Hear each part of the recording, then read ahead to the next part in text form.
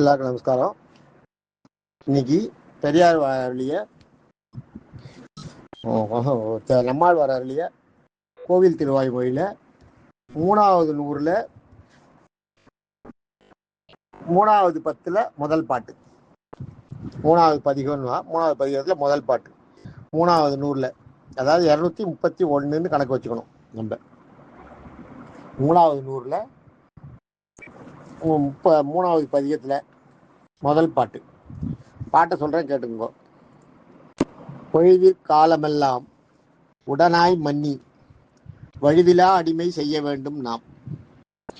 தெழில்குரல் அருவி திருவேங்கடத்து எழில்கொள் ஜோதி எந்தை தந்தை தந்தைக்கே. இது பாட்டு.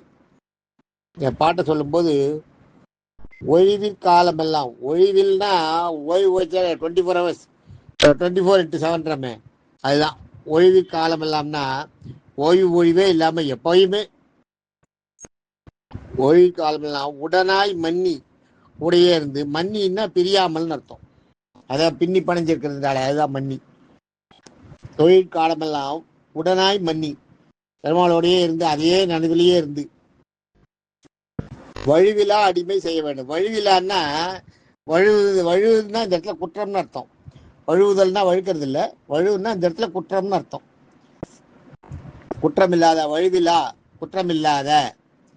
அடிமை செய்யறதுலையும் குற்றம் இருக்கு, அடிமை செய்யறதெல்லாம் இருக்கு. நான் பெருமாளுக்கு செய்யறேன்னு தூக்கிட்டு வந்து பெருமாளுக்கு தேவையான பொருளை பொத்துன்னு முன்னாடி போட்டா நானும் பெருமாளுக்கு கொடுக்க தான் போனேன், பெருமாளுக்கு பண்ணதான் பண்ணேன் அப்படின்னு லொட்டுன்னு கொண்டு பாத்திரத்தை வைக்கிறது பெருமாளுக்கு முன்னாடி. அதெல்லாம் நம்மளும் பெருமாளுக்கு பாத்திரத்தை வச்சோம், பெருமாளுக்கு பண்றோன்றது இல்லை. அதுல ஒரு பவ்யம் இருக்கணும். நம்ம பெருமாளோட அடிமைன்ற அந்த எண்ணம் மனசுல இருக்கணும். அதுக்கேற்ற மாதிரி எல்லாம் சாந்தமா தான் செய்யணும், அக்ரெசிவா செய்யக்கூடாது. அதுதான் சொல்ற. ஒழிவிற் காலமெல்லாம் உடனாய் பண்ணி வழுவிலா அடிமை. வழுவிலா அடிமைன்றது அதான். வழுவுதல்னா வழுவிலான்றது குற்றம் இல்லாத, வழுவுன்னா குற்றம் இல்லாத அடிமை. அந்த பெருமாளுக்கு வந்து தொண்டு செய்யறது, மனமோந்து தொண்டு செய்யறது தான் அடிமை தொழில். ஞாபகம் வச்சுக்கோ. இந்த பெருமாளுக்கு அடிமை செய்யறது மட்டும், மற்றத்துல அடிமை தொழில்ன்றது அர்த்தம் வேற. பெருமாளுக்கு அடிமைனா மனமோந்து அடிமையா இருக்கிறது.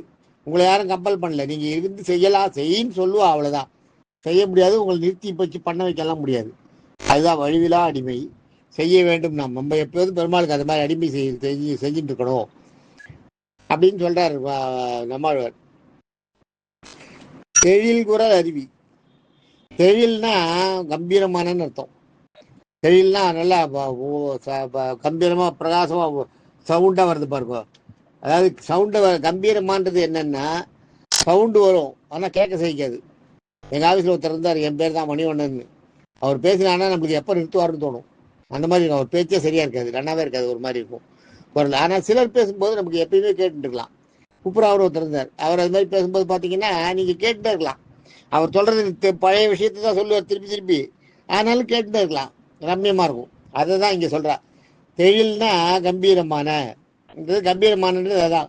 உங்களுக்கு சொன்னால் திருப்பி நம்ம காதை கேட்டுக்கிற மாதிரி இருக்கணும்.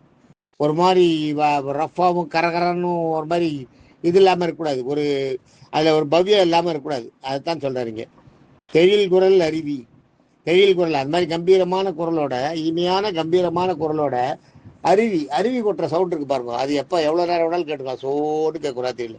அருவி மாதிரி கொட்டுமா இவரோட அந்த வாயில திருவாய்மொழி பாடல்கள் இருக்கு. அந்த பாடல்கள் தெழில் குரல் அருவி திருவேங்கட பெருமாளை நினைச்சுட்டா அந்த அருவி கொட்டுற மாதிரி கொட்டுமா. கொட்டுகின்ற எழில்கொள் ஜோதி. எழில்னா இந்த இடத்துல அழகு. எழில்கொள் ஜோதி, ஜோதியாய் தெரிகின்ற என்னுடைய பெருமான்னு அர்த்தம். எழில்கொள் ஜோதி எந்தை தந்தை தந்தைக்கே. எந்தை தந்தை தந்தைன்றது இந்த இடத்துல என்னன்னா, தந்தைன்றது தெய்வம்னு எடுத்துக்கணும். இந்த இடத்துல என்னுடைய தெய்வத்துக்கு தெய்வத்துக்கு தெய்வமே அப்படின்னு அர்த்தம். அதாவது 3 தலைமுறை சொல்றார், 3 தெய்வங்களை சொல்றார். தெய்வத்துக்கு தெய்வத்துக்கு தெய்வமே. எனக்கு தெய்வம் பெருமாள், அத அடிமை தேவர்கள். தேவர்களுக்கு தலைவன் வந்து இந்திரன், இந்திரனுக்கு தலைவன் வந்து பெருமாள். அதை எந்தை தந்தை தந்தைக்கே அப்படின்னு சொல்றார். அதான் 3 தலைமுறைக்கு பெரியவரான பெருமாள்னு சொல்றார் இவர். அதுதான் நம்ம மனிதர்கள் ஜீவாத்மாவுக்கு மேல தேவர்கள், தேவர்களுடைய தலைவன் இந்திரன், இந்திரனுடைய தலைவன் நாராயணன். அவரை நீங்கள் மனசில் நினச்சி இதெல்லாம் செய்யணுமா? எது ஓய்வு காலம் இல்லை உடனாய் பண்ணி ஓய்வு செல்லாத எந்த நேரமும் பெருமாளையே மனசில் நினச்சிட்டு நழுவாத வழிவில் அடிமை செய்ய வேண்டும். வழிவில்னா குற்றமில்லாத வழிவில்லாத அடிமை, நழுவாத, கையை விட்டு நழுவி போகாத, கெட்டியாக பிடிச்சிட்டு அந்த அடிமை தொழில் பெருமாளுக்கு கைங்கரியம் அதை செய்யணுமா? செய்ய வேண்டும். நாம் தொழில் கூட அருவி திருவேங்கடத்து கம்பீரமான குரலை விட அருவி கொட்டுகின்ற திருவேங்கடத்து மலையில் உள்ள யாரு? எழில்கொள் ஜோதி. எழில்கொள் ஜோதினா நல்ல அழக பேரழகு வாய்ந்த ஜோதியாய் இருக்கக்கூடிய, ஜோதியாய் நிற்கின்ற எந்தை தந்தை தந்தைக்கு, என்னுடைய தந்தைக்கும் தந்தையே நாராயணனே, என்னுடைய தந்தையான தேவர்களுக்கும் தேவர்களுக்கு தந்தையான தேவர்களுக்கு, என்னுடைய அரசனான தேவர்களுக்கும் தேவர்களுக்கு அரசனான இந்திரனுக்கும் இந்திரனுடைய அரசனான வெங்கடாஜலபதிக்கும் அதை சொல்ற அந்த இடத்துல பெருமாளுக்கும் நம்ம நம்முடைய இதை அடிமையை செய்யணும் அப்படின்னு சொல்றார். அதுதான் இந்த பாட்டு. நாளைக்கு அடுத்த பாட்டை பார்ப்போம். தேங்க்யூ.